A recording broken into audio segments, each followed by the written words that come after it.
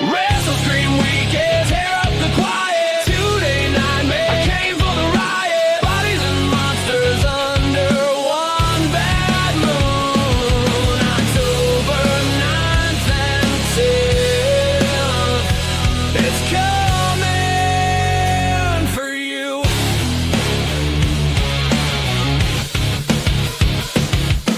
Hurricane sounding under flickering lights. Sharpie ink on my old VHS spine. Ring ropes rattle in the ballroom heat. Every suplex shakes my seat. Hello, everybody. Welcome to WrestleScream live stream. This is something we're going to be doing now every week. I think we're talking about doing it on Thursdays, Thursdays at 7. So this is just kind of a first one for us.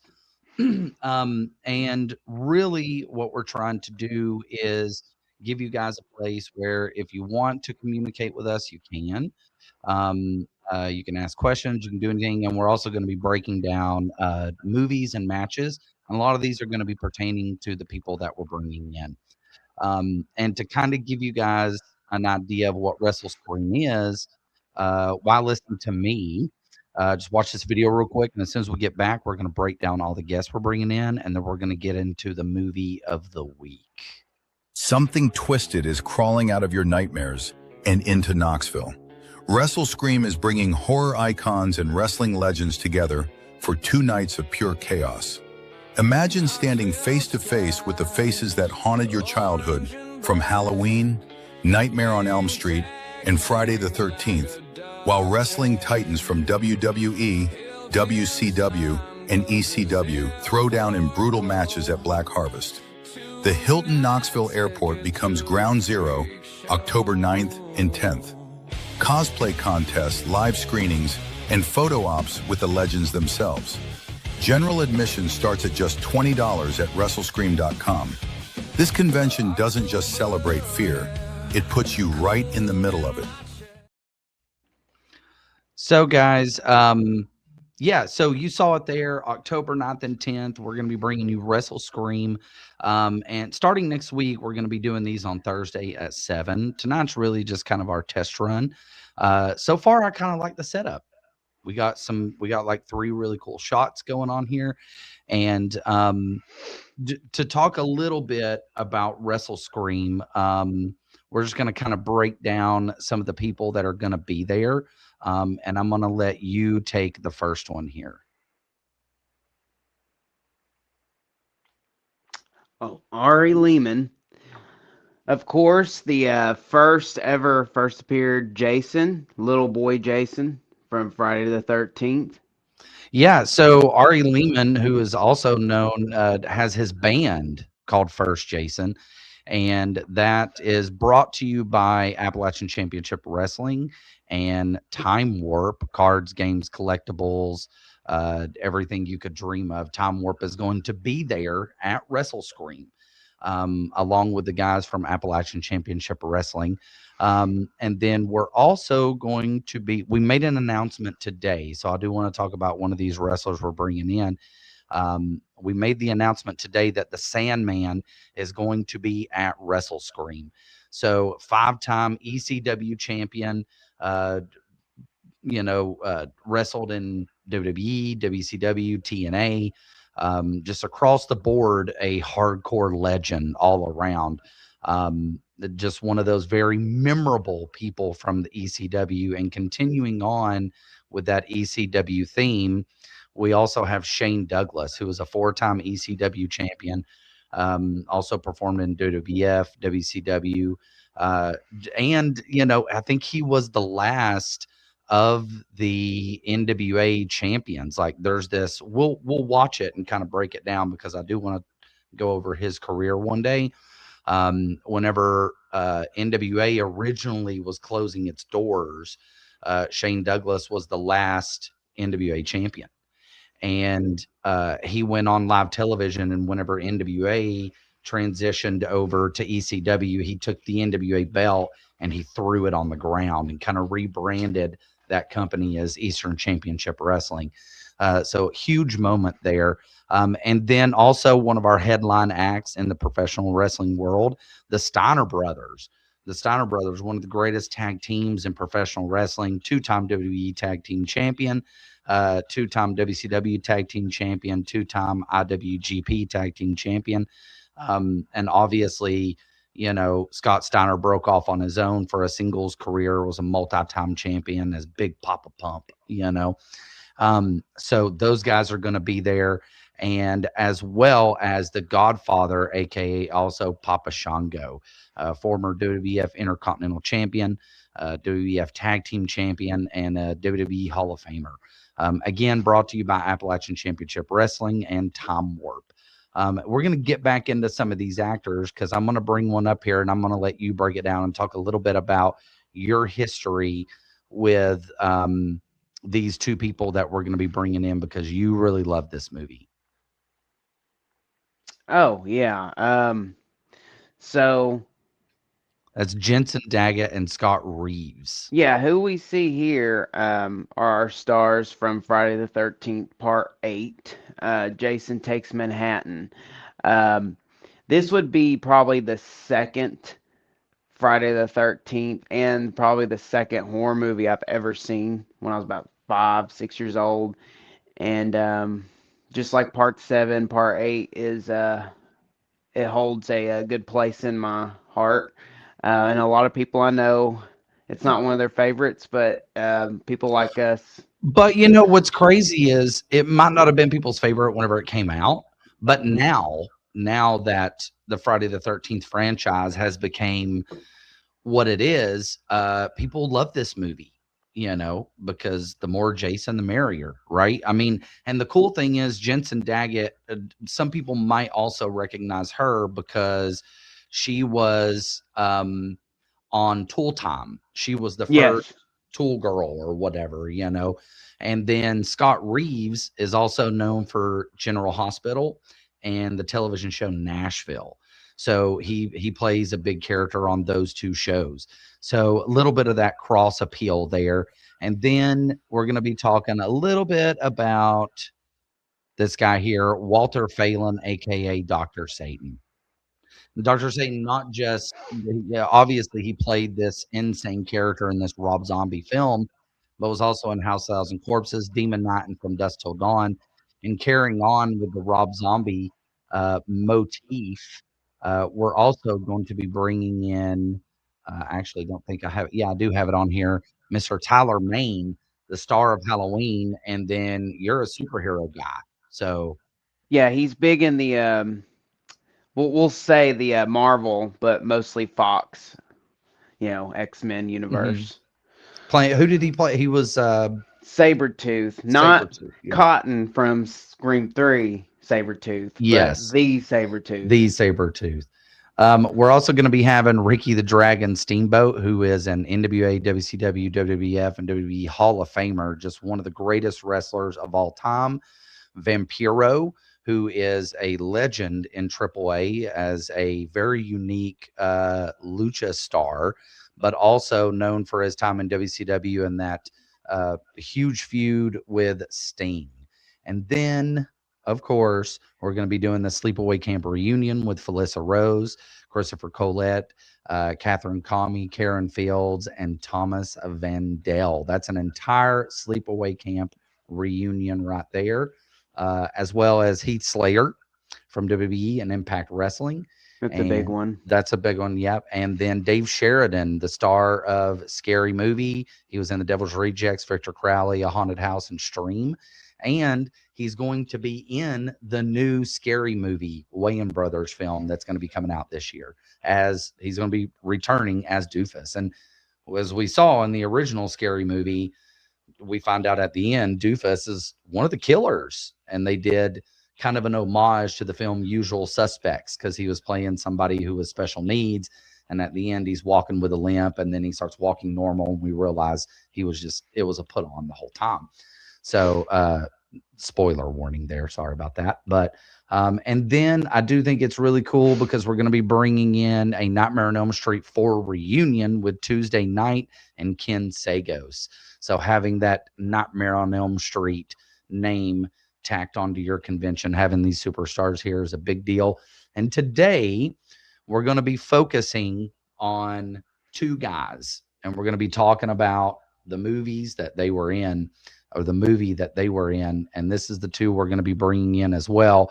And that's Yep. Tom Matthews and Alan Troutman. Alan Troutman also, Tom Matthews known for being in Friday the 13th Part 6, which is a lot of people's favorite Friday the 13th film. And Alan Troutman obviously playing Tarman in Return of the Living Dead 1 and 2. And he's in multiple films with the Muppets. Yep. So he does the Muppets. He was on the TV show Dinosaurs. I mean, so he has an entire legacy himself.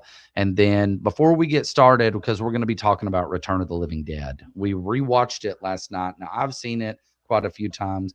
This is You've probably seen my it, second or third time. but it's been a while. Yeah, the It's been a while. second one was I've only seen it once. And we watched that together recently, Yeah. actually. So going back and watching this one on the first, I've always had a huge passion for the second one, because as a kid growing up, the main character in that second movie is a kid. But I go back and I'll watch this original film, which is playing behind us. I mean, Return of the Living Dead, it is a better film, and it still holds up. It really is one of my favorite 80s horror films or horror comedies. But real quick, we're going to talk about the tickets for WrestleScream, which you can get at WrestleScream.com. You go on WrestleScream.com right now. General admission and combo passes available. All tickets start at $20. So you can get single day tickets, you can get multi-day tickets, you can just do the convention, or you can also do the convention and the Black Harvest Wrestling event in the evening. If you want those super VIP tickets, you see all those perks. Super VIPs $130, regular VIPs $100. Those tickets get you in both days, get you front rows to the wrestling shows in the evening. And those wrestling shows are going to be brought to you by NWA Crossfire. Some of these legendary talents are going to be involved in these massive wrestling events in the evening. So you have the convention during the day and the wrestling event at night, all taking place at the Hilton Knoxville Airport. Hilton Knoxville Airport, you can now actually go on WrestleScream.com and book your room at a discounted rate. So you'll see the little bump on there that shows you where you can actually get your room. So, okay, I think we should go ahead and get into this, because Return of the Living Dead was quite the experience going back and rewatching it.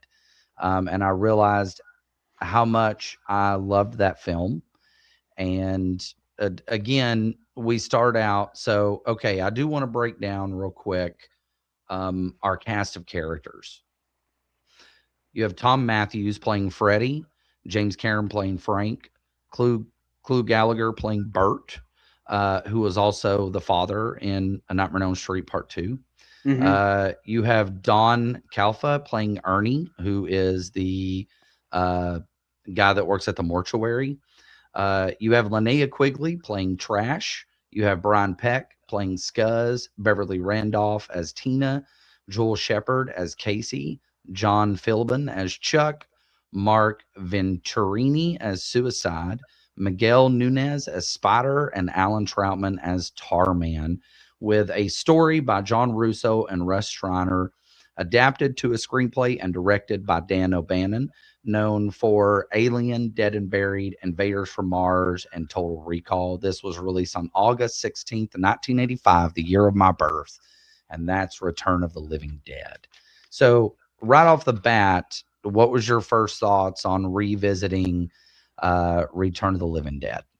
Well, first off, what I was going to say was, doesn't this take place before quite a few of these people carry on to movies like Friday the 13th and Nightmare on Elm Street? Well, actually, Tom Matthews, I think he did Return of the Living Dead and Friday the 13th Part 6, all like basically within a year and a half span. So he was in two of his biggest movies within a year and a half. And who did you say played the dad in Part 2 of Nightmare on Elm Street? So that's going to be Clu Gallagher played the father in Nightmare Part 2. But I mean, I would be remiss if I didn't mention James Karen, who plays Frank, Tom Matthews' like partner in the movie, essentially, because he went on. People recognize him from Poltergeist. Uh, he was in a ton of movies, and then I even remember seeing him late in his career in the Will Smith movie, The Pursuit of Happiness. Mhm. But just an amazing character actor. And Tom Matthews and James Karen, sorry, yeah, James Karen. Tom Matthews and James Karen just eat up the screen. Without those two characters as our central focus, kicking off this movie, the movie, it doesn't work without those two. And they're so well together that they brought them back for part 2, which I guess takes place in an alternate Yeah. universe where they're kind of reliving the events of the first movie. Well, we were essentially. talking about that. A lot of movies in the mid '80s were kind of retconning the original and their sequels, which some of them I like doing that, but some of them you like the original, of course. I think the main thing with that was they noticed that a lot of people were focusing heavily on the fact that Return of the Living Dead was a dark comedy, and they wanted to do a comedy that was more like PG-13, you know? Mhm. So they wanted to do something that was a little bit more lighthearted and not as gory or not as uh, lurid. I mean, I remember the first time I watched this movie, this was the first place I ever saw a pair of titties, and it was Linnea Quigley dancing on the gravestone, you know? Yeah, living up to her name, trash. Yeah, exactly, living up to her name. One of the things I do love about this movie is the soundtrack, the Trioxin theme. We open the movie right off the bat. I love that Dan O'Bannon wanted to separate this from the George Romero films because, I mean, this came out the same year as Day of the Dead. So the whole backstory behind how all this happened was you had John Russo, who was the writer, who was one of the writers and producers and helped create Night of the Living Dead. And George wanted to be able to continue that saga on with Dawn of the Dead and Day of the Dead. And John Russo had different ideas. So they came up with an agreement to essentially kind of divide the concepts. So whereas in the original Night of the Living Dead, George Romero said, whenever I go on, I'll make the films Dawn of the Dead, Day of the Dead, whatever. And you can take the Living Dead title and do something with it. Well, and that's what I was going to plug in here was I've actually read a little bit of John Russo's book. He had actually wrote Return of the Living Dead, and it was not this movie. It was like a novella that was meant to be a sequel to Night of the Living Dead. You know, a group of kids on a bus, not too far from where Night of the Living Dead happened. Mhm. It's kind of rare to find, but if you buy it online and you plan on seeing him, he usually signs them. So one of the things that makes this movie very unique is that it has an amazing opening. Mhm. Because we open, first of all, I think Dan O'Bannon wanted to right off the bat let people know that this is a comedy by opening the movie and saying that this is based on actual events and the names and the places have not changed. Like, so we're starting out tongue in cheek essentially. And then we flow into, you know, Tom Matthews' character and James Karen meeting each other and breaking down. Basically, he tells us the story of the true story of Night of the Living Dead. And it was this chemical called trioxin that they sprayed on weed. Yeah. And it leaked down into the morgue and made the bodies all jump around. And then he takes him down into the basement. And there's this barrel down there that they open up. And in the top of it, as you can see there, it's this rotting corpse. And he, you know, Freddie says, "Hey, these things don't leak, do they?" And you know, dude says, "Hell no, these things don't leak. That's a U.S. Army Corps of Engineers." Smacks it in the smoke goes flying everywhere, and then right off the bat, we jump into the trioxin theme, which is one of my favorite horror themes in a horror movie. It's just such an amazing opening where we follow the smoke going up into the pipes and then blowing down on the cadaver that's hanging in the freezer by its ears. Well, and I've noticed this is a common thing in the 80s where, like, you, with a lot of properties, this whole don't go in the sewers, don't open that mysterious can of ooze. It's the whole toxic waste type Yeah. of theory. And as soon as they open that can, as soon as you see the cans, you know what's probably going to happen in the gritty 80s of the movie. Because, I mean, Jason Takes Manhattan, Teenage Mutant Ninja Turtles.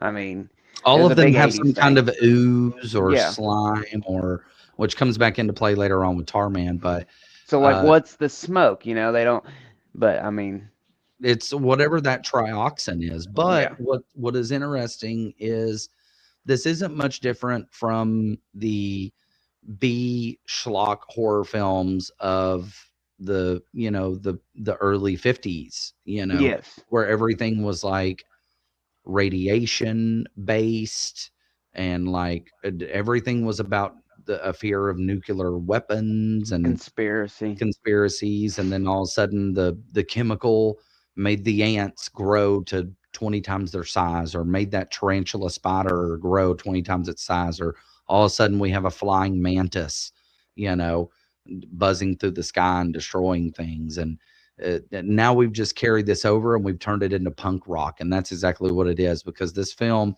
if you look at the poster, the official poster, one of the things they focus on at the bottom is all the different punk rock bands Mm-hmm. that are doing music, and none of these bands are big bands. I think they're local bands out of uh, I don't know, California or wherever they were filming. Although this movie takes place in Louisville, Kentucky, um, so it's this whole film is very punk rock. And as we go into punk rock, I do want to show these guys here, and this is our lovely cast and crew on the screen here of our punk rockers.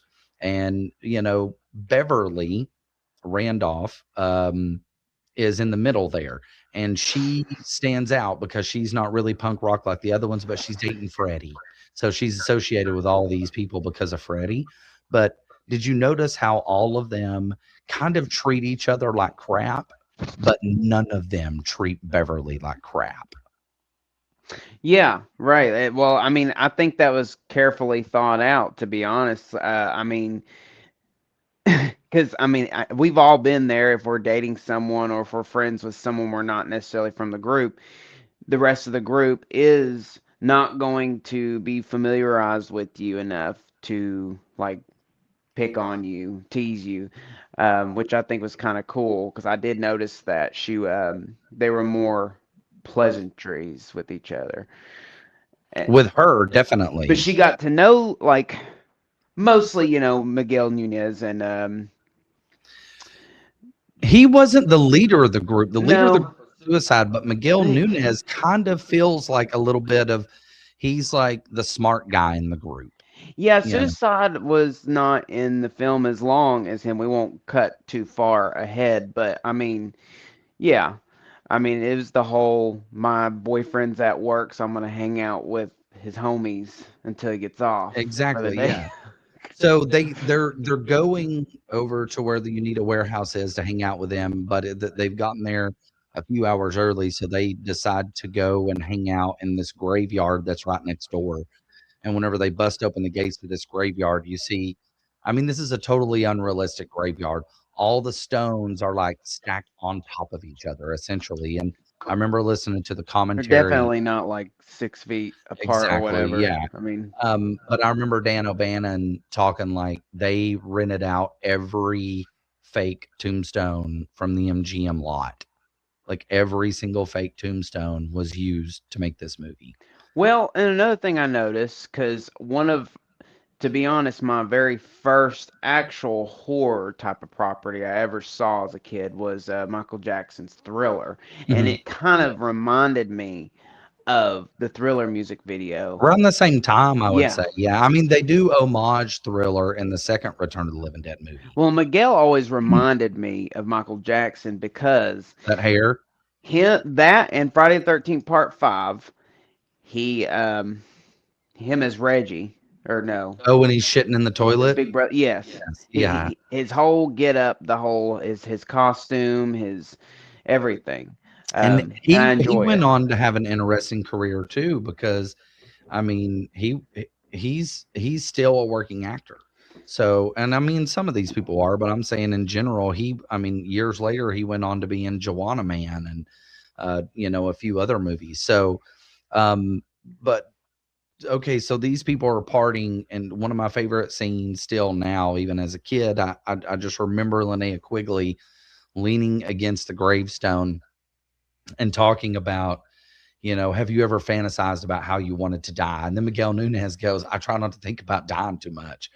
And she's like, if it were me, I would want to have someone, a bunch of old men surround me and rip and tear my skin off or whatever, tear my clothes off. And then she strips down buck naked and starts dancing. Now, I do love the sequence after that. Suicide is standing there and he's talking about how he's dressed, and he's like, this isn't just a fashion statement, this is a way of life. And then she's like, I dig it. And then she's rubbing all up on him naked, and then he says, man, what the hell's wrong with you? Have some respect for the dead. And he shoves her off. Because they're both on like two different pages of whatever they're tripping on, I guess. Whatever reality they live in. Yeah. Because in a lot of 80s horror, I've noticed it's always the women, the female characters, that are fantasizing sexually about death. It's not so much as the men. And I feel like that's like an homage to just slasher and horror in general, because a lot Mhm. of women characters are the romance of the death in these movies. Well, and then we cut back to the warehouse, and our two main guys, Tom Matthews and James Karen, are waking up from being blasted in the face by the smoke, and they're talking about they go upstairs, and then they hear the banging on the door. This cadaver has resurrected, and then they hear this dog whimpering, and it's those split dogs, because this is a medical warehouse. So they have all these Yeah. medical cadavers and medical things used for scientific purposes. They start freaking out. They lock the door where the cadaver is. They go into the office, and then they reach out to Clue Gallagher. And then we cut straight to the three of them back inside the warehouse. And Clue Gallagher just gives this amazing performance, screaming at the two of them about how he's going to lose his job and he's going to lose his business and he's probably going to be investigated by the government. But then they come up with the idea of how maybe they can destroy it, and they go back to the concept of the George Romero films of, oh, well, if we shoot this thing in the brain or we remove the brain or something, it'll kill it. So they try it. They go down their little mental checklist of shooting the brain, decapitate it. But it doesn't works. work. Yeah. It doesn't work. It doesn't work. This body comes bursting out of the freezer, buck naked, runs after Clue Gallagher. They pin it down, and Clue Gallagher grabs that pickaxe and just gives the most violent overhand swing, thrusting the pickaxe directly into the back of this thing's head. And you hear it crying and screaming. It doesn't kill it. So then they cut it into pieces, but the pieces are still moving. So it's changing enough of what George Romero did to separate it and make it different. Yeah, it's So similar in Evil Dead in that aspect too. I mean, the whole, you got the severed hand that's moving around, the severed arm, leg, mhm. and then what do they do next? So the only thing they can think of is by destroying it. And Clue Gallagher has the idea that his old buddy, Don Califf, who plays Bert, works across the street at the mortuary, and the light's still on. So he thinks he's there. And then we cut to Bert, who is in the middle of like breaking the rigor mortis out of a body and embalming it essentially. And it looked really gnarly. In his side, there's this big purple circle in the side of this poor man's torso. And you can tell it's a real person, too, just laying there, getting paid to Yeah, I chill. think it was like a real person, but then they had like a fake chest and belly plate so that he's actually sticking that thing in there. Like I think Yeah. he had like a fake belly plate because you don't see the guy breathing at all, No. you know. So and then all of our characters now come together, but he tells it, they put all these body parts in these bags, and he tells Bert, he's like, we got a bad shipment of rabid weasels, and and he's like, well, what do you want me to do about it? And then Bert, pulls out his gun, and he's like, we could take him outside and shoot him. And Ernie says we can take him outside and shoot him, and Bert says, I'm sorry, but I just don't think that'll work. I'm thinking about burning him. And I love Ernie's reaction here, and he's like, burn him? That's cruel. That's horrible, Yeah, kids, this is a lesson. Don't lie to your friends. Yeah. Well, and then right after that, that's whenever he's like, shit, we're gonna have to tell him. So they open up a bag, and a hand comes out of the bag and grabs onto Ernie's pant leg, and he freaks out. And then we're cutting back and forth to the punk rockers, and they're still waiting on, Tom Matthews' character to get off of work, Freddie to get off of work. And then that's whenever we cut back, we get another amazing montage where they're tossing all the body parts into the crematorium, and Bert saying, I don't even want the bones or the heart or anything. No And ash, nothing. yeah, no ash, no nothing. And Ernie's like, well, then I'll just turn it up and make it hotter. Well, and I've noticed they keep mentioning 10 o'clock, these kids in the graveyard. So I'm assuming, Freddy has got the whole main character syndrome where 10 o'clock the party doesn't start until Freddy gets off. So yeah, I've exactly. heard Yeah. him say it like 3 or 4 times, 10 o'clock, 10 o'clock, 10 o'clock. But And also compared to the other punks, Freddy seems sweet. he doesn't seem like a punk. No. I mean, he looks like a punk. Kinda. But But he he's doesn't. wearing like a Letterman's jacket though. That's what I Yes, don't. I know. I mean that's good though. Like, this movie doesn't follow your traditional tropes We're blending in the horror. goths and the socias together, Yeah. And whenever they burn these body parts in this crematorium, the smoke rises out of the sky. The trioxin theme kicks in again. The smoke mixes with the clouds. The rain starts, and the acid rain falls onto the cemetery and onto all of our punk rock characters. Science. And that's what I don't understand. These people work like in I don't know how embalming much fluid, science actually. I mean, they do all this stuff with bodies and stuff, and it didn't occur to them that if this happens, I mean, it's not real science, but I mean, It's movie science. I'm, It's I'm but that's they the other mention acid rain a lot, so Well, and this is something you mentioned too. I mean, we're talking about this is all in the first 30 minutes of the movie. This movie moves at a breakneck yes, speed. Like there's no downtime. And this is one of the ways that directors used to film, and some of them still do, is that every scene that is being shot has a purpose. If it doesn't have a purpose, you can cut it. It goes on the cutting room floor. Every single scene in this movie has a purpose. It's like a has a chain. purpose to be there. And by doing that, it keeps the film rolling along quickly.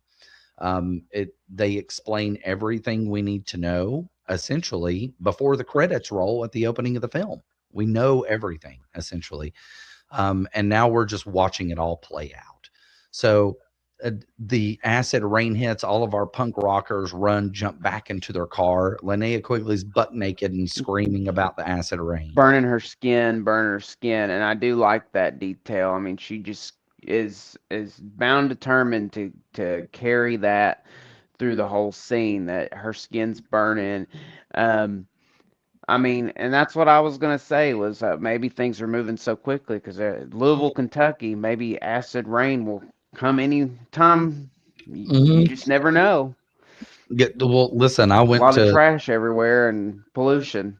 Louisville, Kentucky for a music festival one time, and we did stayed in like a motel, not a motel, a hotel, where the doors are like on the like you open the door and it goes outside.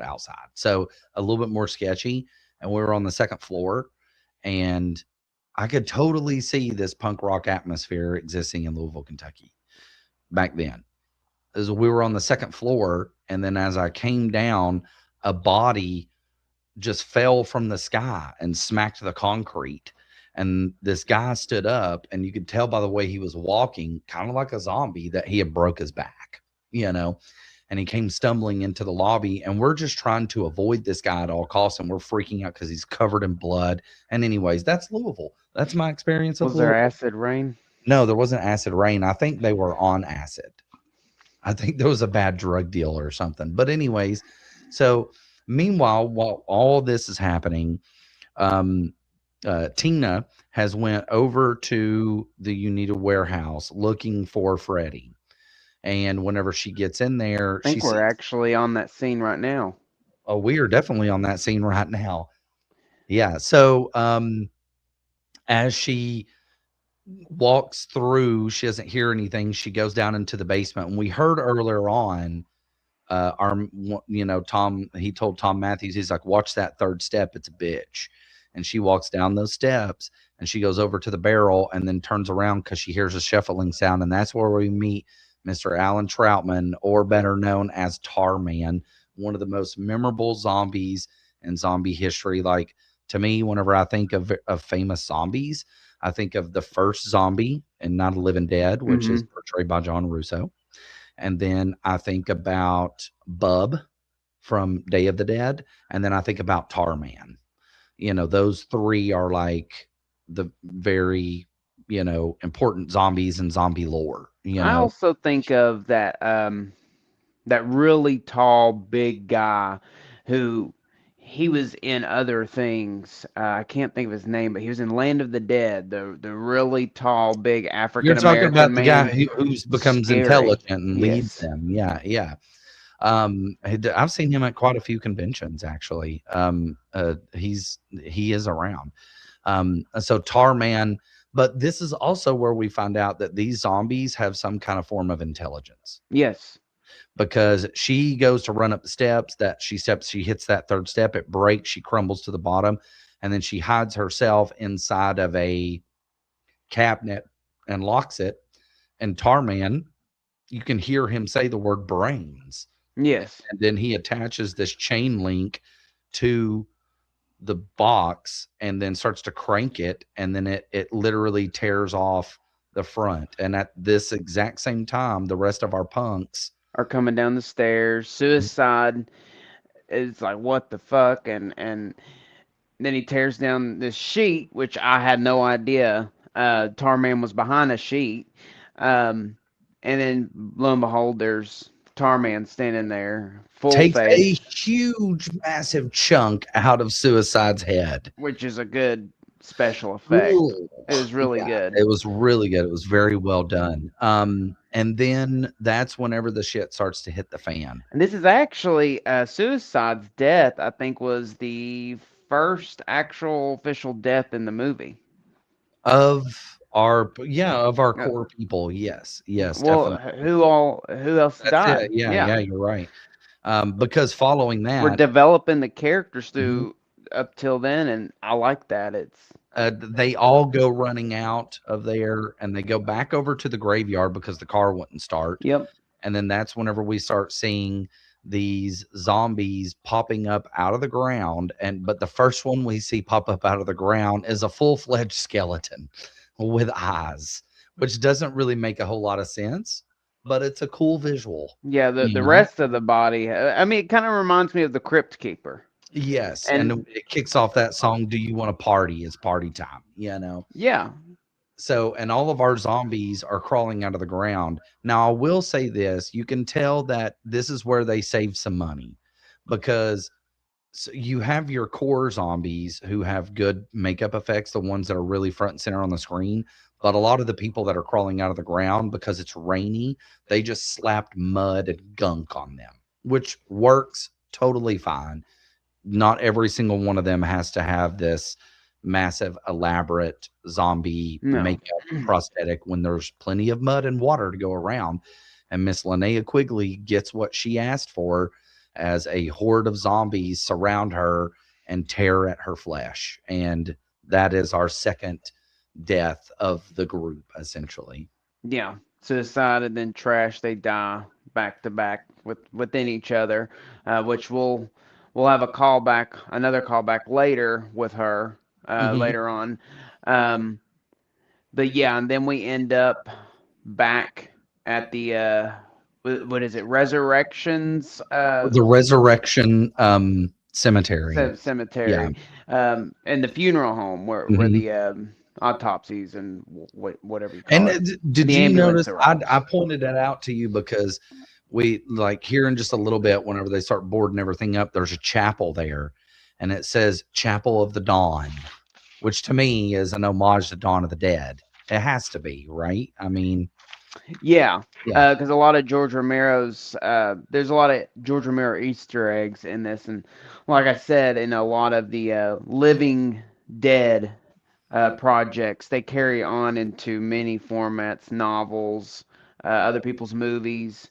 You just got to look for it if you're a huge fan. But I would say watching this movie, if you're a fan, you'll see it. Yeah, and not only that, this is whenever our punk group shows up at the mortuary. We get some of them that make their way over to the mortuary, and then a few of them end up back over at the Unita warehouse. So that now our group is divided. They start boarding up the walls, but then there's this really cool kind of domino effect of the paramedics that have come to check on um, uh, Frank and Freddie, because the smoke blew in their face and now Yep. they're dying, right? So, And I've noticed the special effects with those two are really good because even before this point throughout the movie, they just get paler, greener, bluer.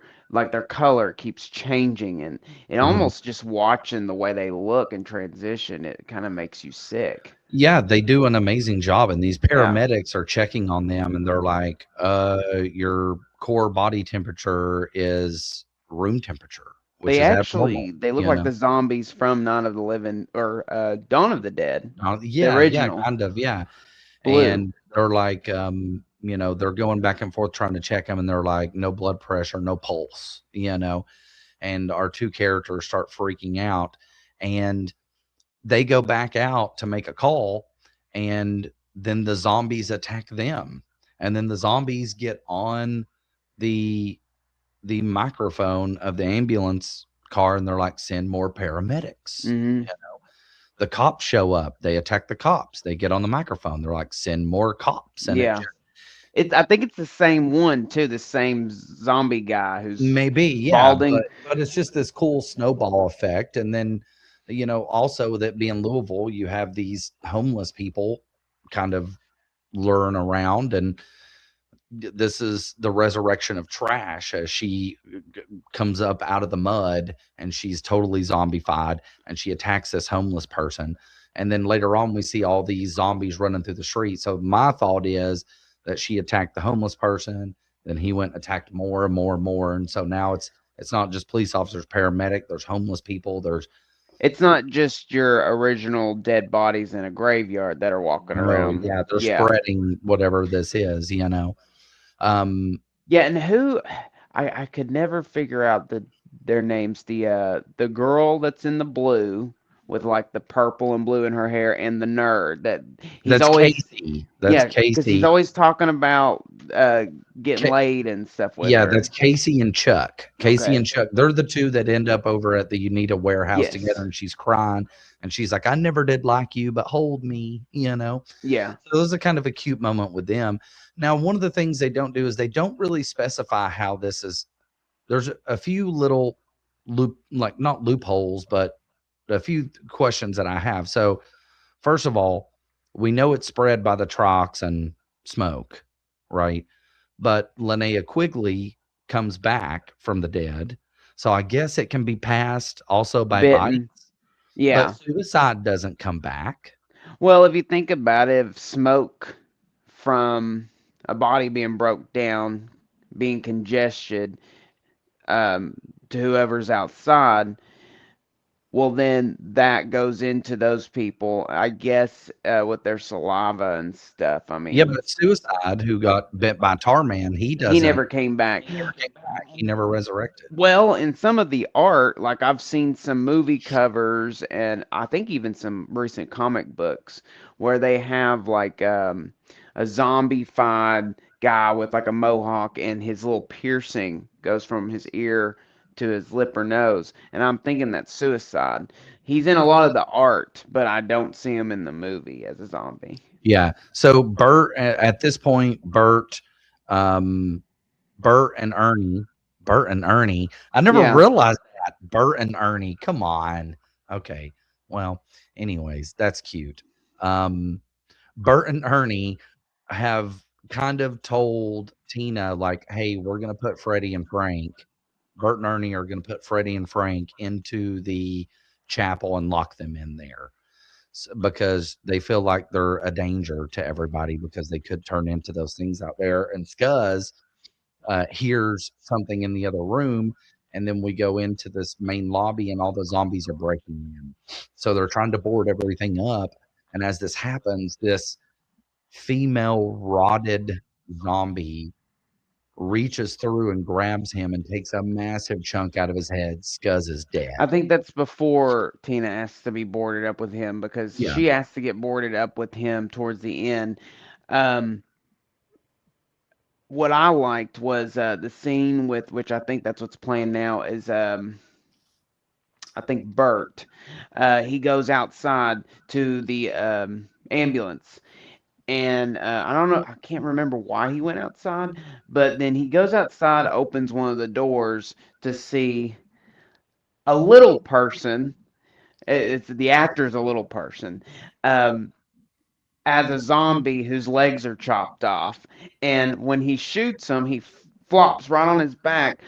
But the guy does an amazing flips over and I was like, walks on his stubs. he's like Yeah, waddling so I was towards like, him. oh, Yeah. that's a little person. That's not because it looks so real. It looked like an actual zombie with his legs chopped off and walking on the bones. I mean, stunts like that are all throughout this movie where they're so practical and so real. I mean, there's this one guy a paramedic who got tackled like really hard. Drilled, Yeah, totally drilled.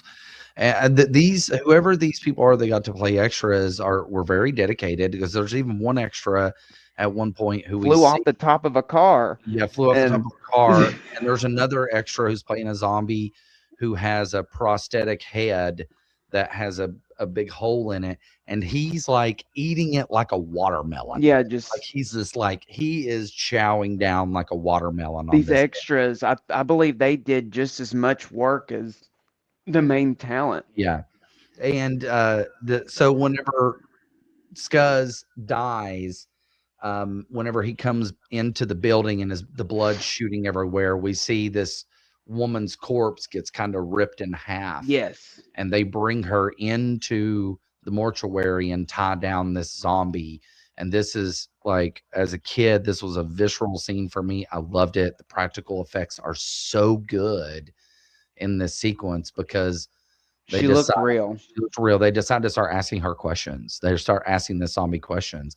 And they're like, why do you want to eat people? And she says, not people, brains. And they said, why brains? And she goes, because brains make the pain go away. And he said, what do you mean by pain? And she goes, the pain of being dead. I can feel myself rotting. So that's another layer that we've now changed from the George Romero films, that apparently when you die, it hurts to be dead and you can feel yourself rotting? Or is it that when you're resurrected, you can still feel yourself rotting? Yeah, the smoke maybe awakens something in the Maybe, brain. yeah. But see, and that's it makes sense because your brain is what is reanimating you. So maybe that's why they hunger or brain is like an opioid. Um, Yes, that's what I was thinking, is because she says the brains make the pain go away.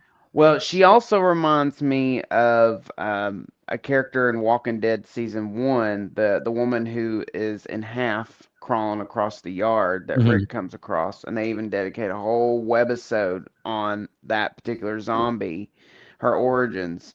And I mean, I wouldn't doubt it because a lot of George Romero and John Russo's work was heavily inspired in Walking Dead, and that's who she reminded me of. So I really liked seeing that possibility. Yeah, and then we cut back to the or to the chapel, and Tom Matthews is being held by Beverly, and he's in the process of fully transitioning, and as he does, his eyes roll in the back of his head, and he says, "I can only think of one thing that I could leave this world, and that's your brains." And then he jumps up and he starts attacking her, and then our main characters come in, splash him with acid, and Hmm. then we get this acid covered Tom Matthews.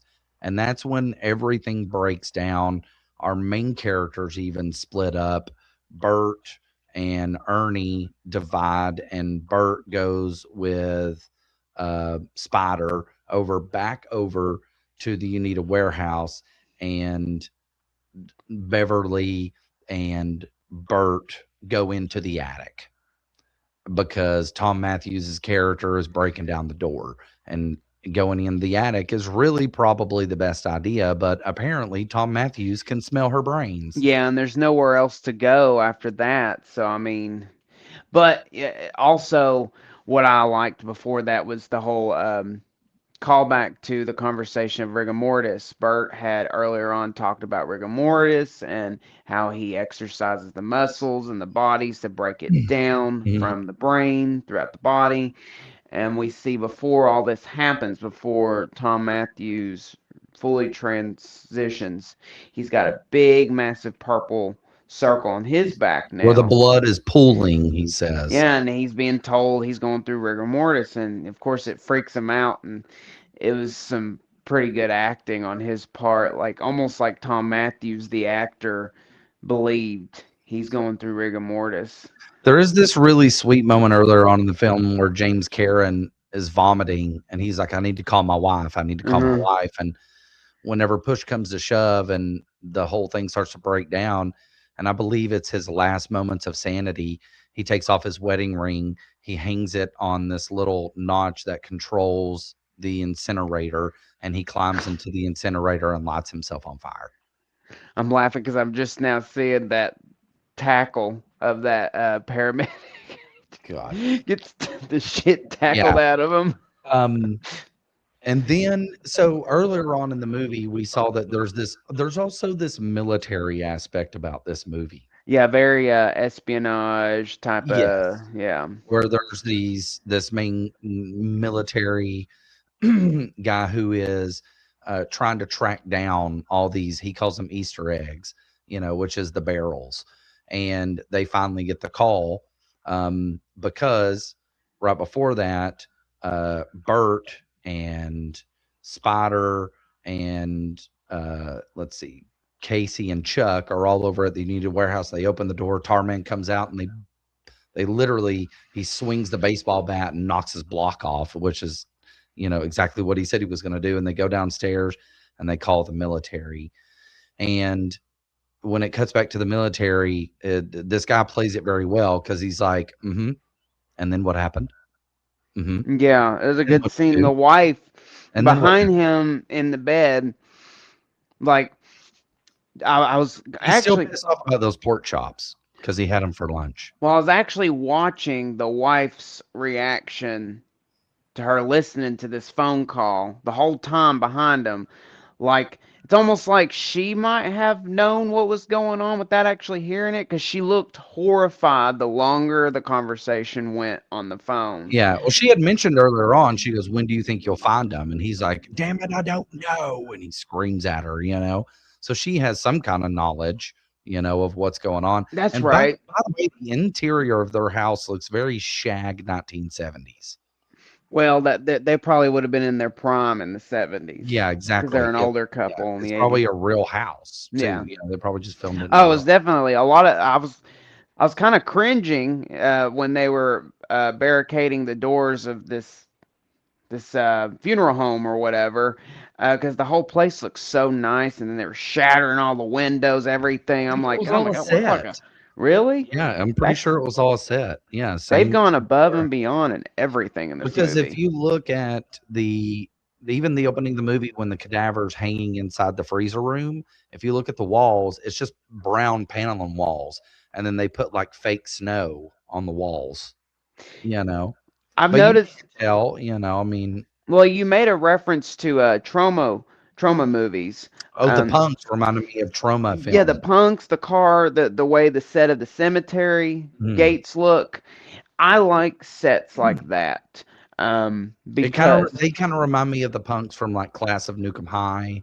well, I You know, like sets like that and versus real sets, which I like it when people are movie producers if are allowed to like border off a neighborhood to film a movie. That's great and all, but I also like these characterized made sets like Buffy. The TV show Buffy had like sets like that where you've got Sunnydale Cemetery. I mean, I but love some of seeing those sets look like like they that. were shot in actual cemeteries. Graffiti. But like this cemetery earlier on in the movie, we see which was it, Scuzz, when he's riding in the car, he's reading a Strange Tales comic book, which was Yes. back then was No, it like wasn't Strange a Tales. strange, but it was a kind of Yeah, an homage to Strange Tales, which was a horror book, kind of that was like Marvel, I think, actually. well, but it was also based off of like when you look at the comic books of like Creep Show and things like that. Yes. Um,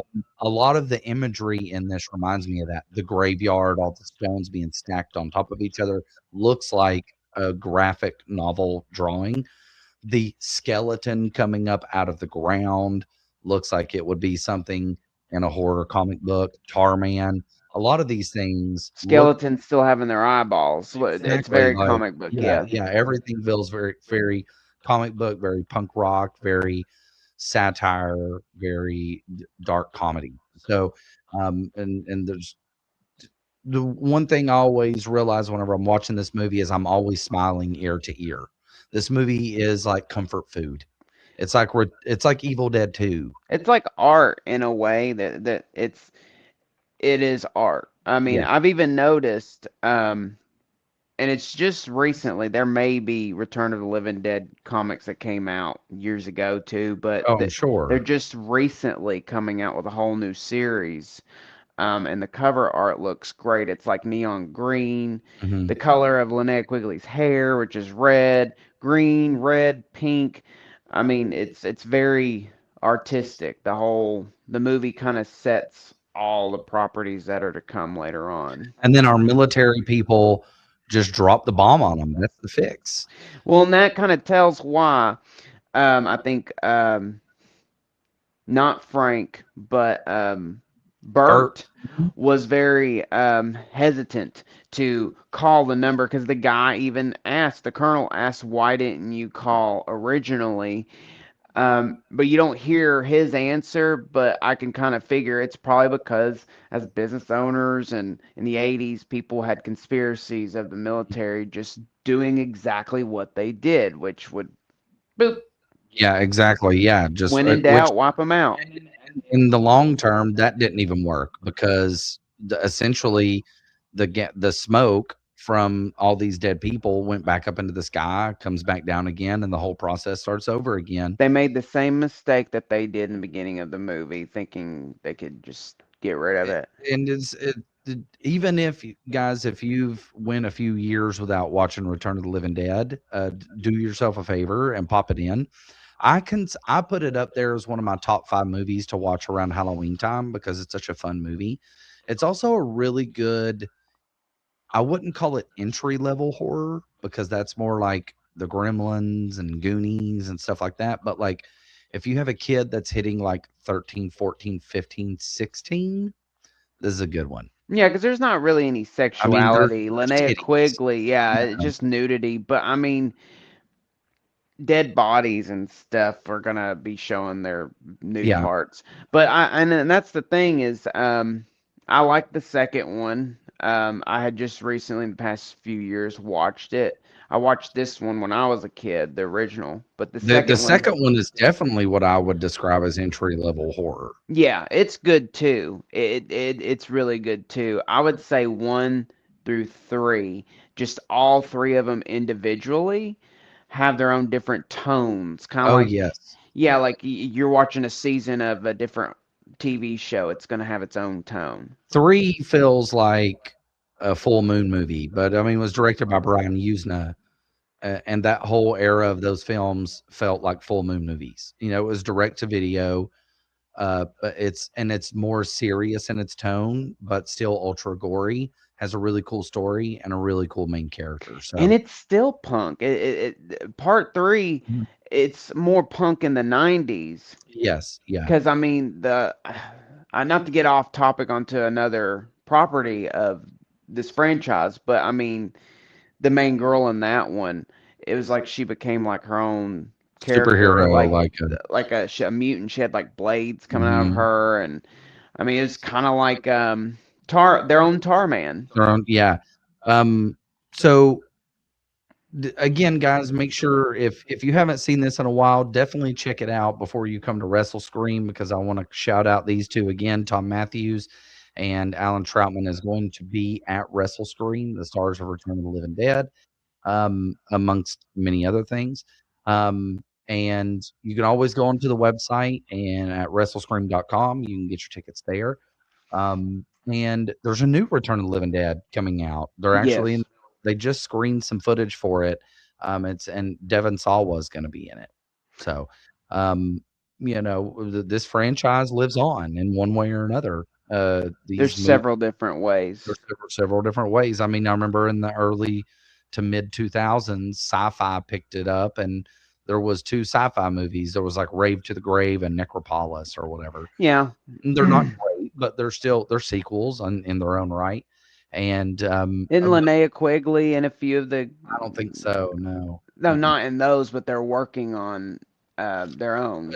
I think Linnea Quigley, along with the original cast, is doing some kind of like fan type film thing called Trash's Revenge, which I will gladly watch as well. I mean, anything in this world that has this dark satire and this comedy, or just these similar characters, it looks like in the new one with Devon Sawa, Tarman's going to return, and they're really going to put a heavy focus on Tarman as a main character, which is cool. Yeah. But again, guys, you can see these actors at WrestleScream. You can get your tickets at WrestleScream.com. And we have multiple different ticketing options. I think next week when we come back, we're actually going to break down Part 6. I would like. no. Next week we're going to do a wrestling match. Oh, next week a wrestling match. Next week, Well, and eventually we are going to cover something else that's involves Tom Matthews. yes, yeah, I think we'll do part 6. Jason Lives, and then maybe after that, Jason Takes Manhattan. But also another platform you can. I'm going to try and be better at updating on our schedules and stuff.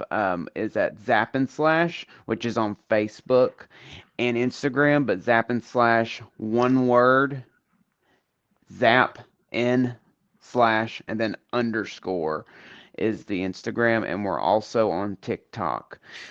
Zappa Slash is going to be doing all the most of the panels and everything at WrestleScream. So a lot of the Yes. panels you're going to be seeing are going to be hosted by Jake and I, and then we might bring some other people on board too because it's going to be a busy weekend. Yeah. So whoever it may be, but again, guys, make sure to check us out at WrestleScream.com, Zap and Slash. We're on all the socials. make sure to get those tickets. And if you're a vendor, there's actually an email on the website that you can email us, and we can talk to you about being a vendor at WrestleScream or a sponsor. We have quite a few. So again, guys, thank you so much. We'll see you guys next week. I think it's going to be Thursday at 7 o'clock. We're going to start doing it on a regular basis. And yeah, that's the first episode. That's Return of the Living Dead, WrestleScream. Make sure to check us out. Jake, thank you. And we'll see you guys next week.